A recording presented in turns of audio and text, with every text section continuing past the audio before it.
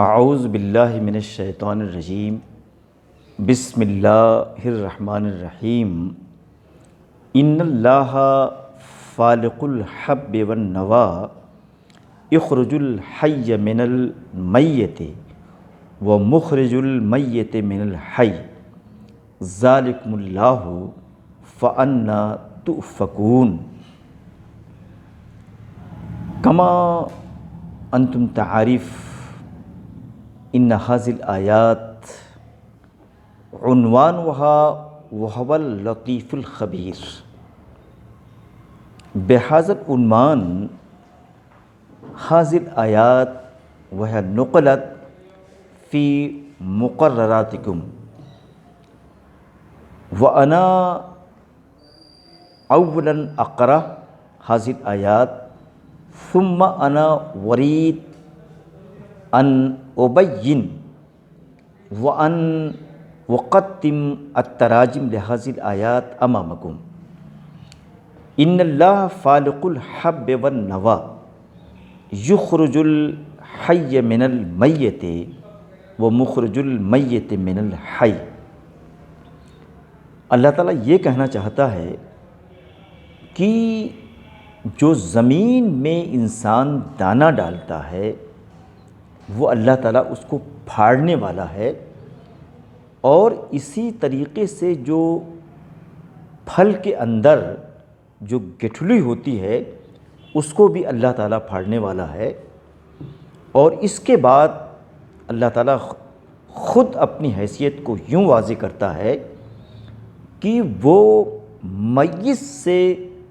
زندگی کو نکالتا ہے. یعنی ایک وقت ایسا ہوتا ہے کہ چیزیں مر جاتی ہیں، اندر پڑی ہوئی ہوتی ہیں، اور پھر بعد میں ایک ایک سال کے بعد، کبھی کئی سالوں کے بعد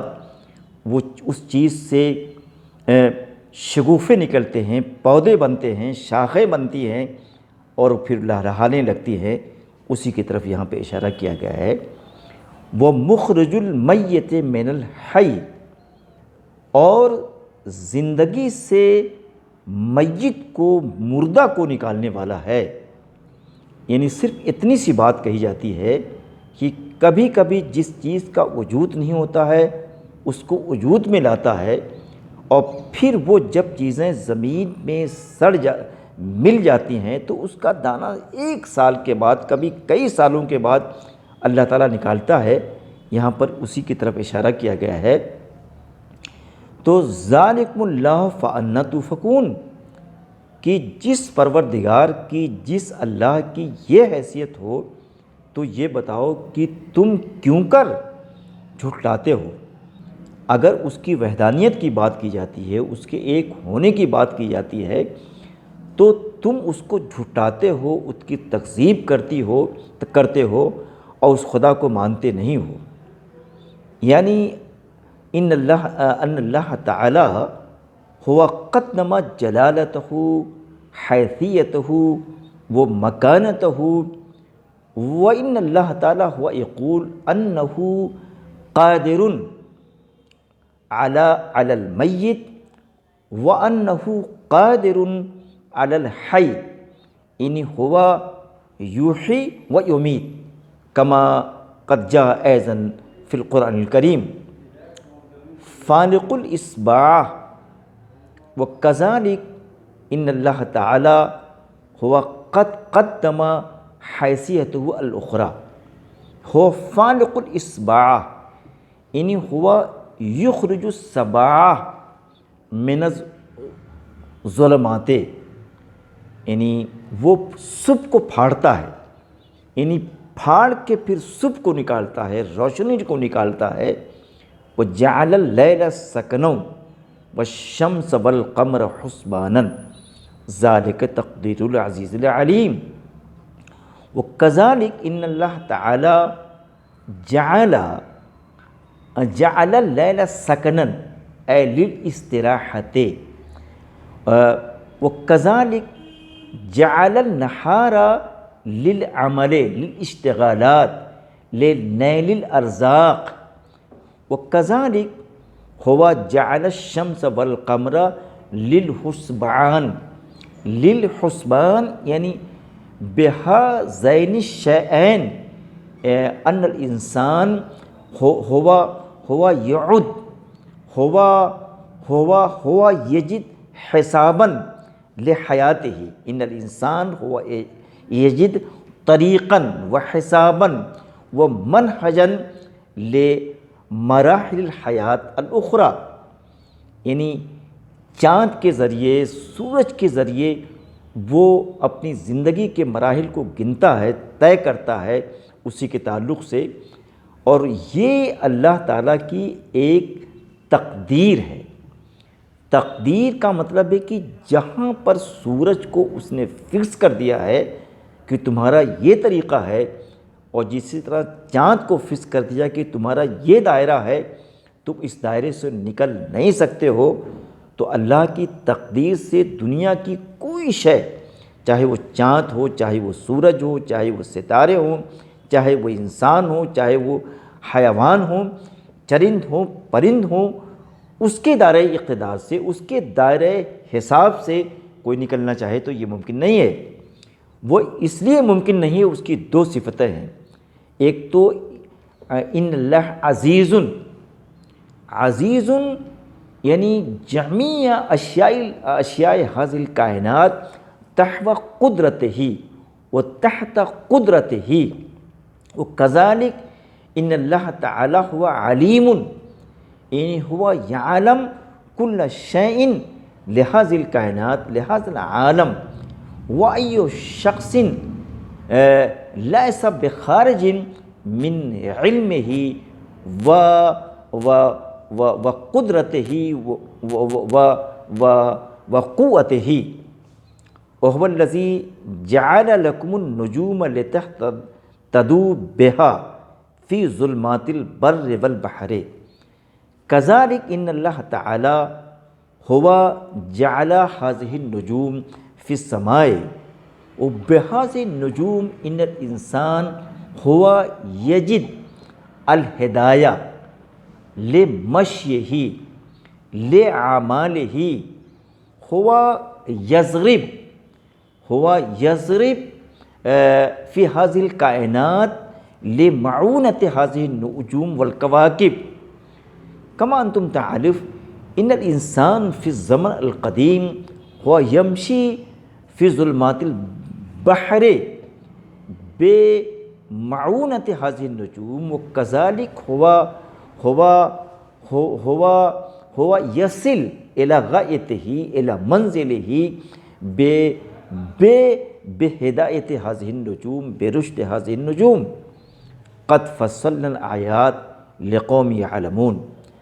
کذالک ان اللہ تعالیٰ ہوا یقول کہ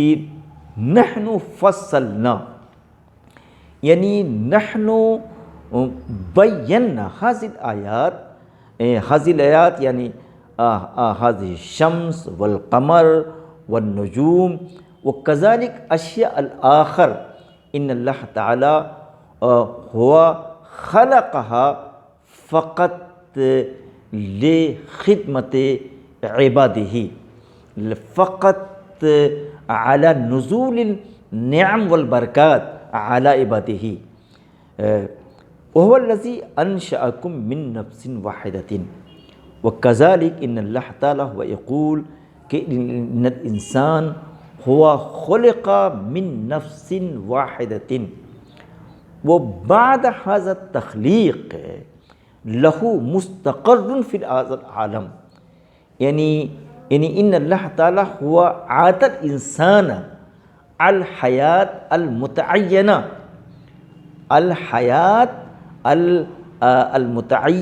وكذلك بعد انقضاء هذه الحیات المتعینہ ہوا یدع هذا العالم ويذهب على سفره الأخير إلى سفر الأخير وهو مستعد، یعنی یعنی ان الانسان حینما ہوا یقضی هذه الحیات تو بعد قضائها ہوا یصل إلى آیات الموت، قد فصلنا الآیات لقوم یفقہون، ان اللہ تعالیٰ هو یقول انا ذکرت وانا قد فصلت هذه الآیات وهذه الکائنات فقط للانسان لکہ الانسان ہوا یفہم حیثیت اللہ تعالی، قدرت اللہ تعالی، وبهذه القدرة الإلهی وبهذه القوة الإلهی ان الانسان ہوا یجد خالقہ، ہوا یجد ربہ، وکذالک وهو الذی انزل من السماء ماء، یعنی اللہ تعالیٰ آسمان سے پانی کو نازل کرتا ہے، فأخرجن به نبات كل شيء، اور اسی نازل کردہ پانی سے وہ ہر درختوں کی ساری جتنی چیزیں ہو سکتی ہیں ان ساری درختوں کو وہ نکالتا ہے، اور کہتے ہیں کہ پھر نکالنے کے بعد فأخرج منہ خضرا، اور پھر ان کی شاخیں بناتا ہے، اور نخرج منہ حبا متراکبا، اور پھر ان شاخوں میں ہم یہ کرتے ہیں کہ تہ بتا دانے لگا دیتے ہیں، ومن النخل من طلعها قنوان دانیۃ، کہتے ہیں کہ آپ کھجور کو دیکھیے کہ کھجور کے جو اوپری حصہ ہے، اوپری حصے میں گچھے لگتے ہیں، اور وہ گچھے بالکل سے قریب آ جاتے ہیں، اور اسی طریقے سے ہم انگور کے باغات، زیتون کے باغات، اور انگور کے باغات طرح طرح کے ہم بھی پیدا کرتے ہیں۔ باغات سے مراد یہ ہے، طرح طرح کے باغات سے مراد یہ ہے کہ انگور کے کئی رنگ ہوتے ہیں، کئی قسمیں ہوتی ہیں، تو اللہ تعالیٰ اس طریقے سے پانی برسا کر انسانوں کے رزق کے لیے، انسانوں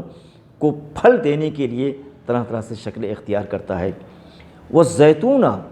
اور کہتے ہیں کہ زیتون، ایک ظاہر ہے کہ زیتون بہت ہی قیمتی چیز ہے انسان کی غذائیت کے لیے، اس کو اللہ تعالیٰ نے پیدا کیا ہے۔ اسی طریقے سے وہ رمانہ مشتبہن وغیر متشابہن، اور کہتے ہیں کہ طرح طرح کے انار کو پیدا کیا ہے۔ کبھی کبھی بعض انار کی قسمیں آپس میں ملتی ہیں، لیکن بعض بالکل جداگانہ ہوتی ہیں،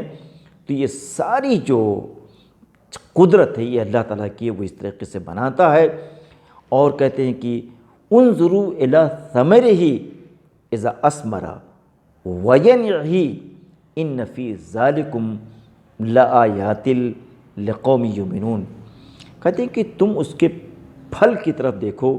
جب وہ پھلتا ہے، اور پھر اس میں جب دانے نکلتے ہیں یا تیار ہو جاتے ہیں تو اس کو دیکھو کہ ان تمام چیزوں میں ایک طریقے سے اللہ کی آیات ہے، اللہ کی نشانیاں ہیں، جو اس کی قدرت پر، اس کی قوت پر، اس کی طاقت پر، اور اس کے خدائے واحد ہونے پر یہ سب چیزیں دلالت کرتی ہیں۔ تو اللہ تعالیٰ انسانوں سے یہ کہنا چاہتا ہے کہ جب ان ساری چیزوں کو تم دیکھتے ہو تو تم میری وحدانیت پر، میری ذات پر، میری قدرت پر ایمان کیوں نہیں لاتے ہو؟ وَجَعَلُوا لِلَّهِ شُرَكَاءَ الْجِنِّ، اور کہتے ہیں یہی وہ لوگ ہیں، غور کرنے کے برعکس ان کی یہ فطرت ہے، ان کی یہ عادت ہے کہ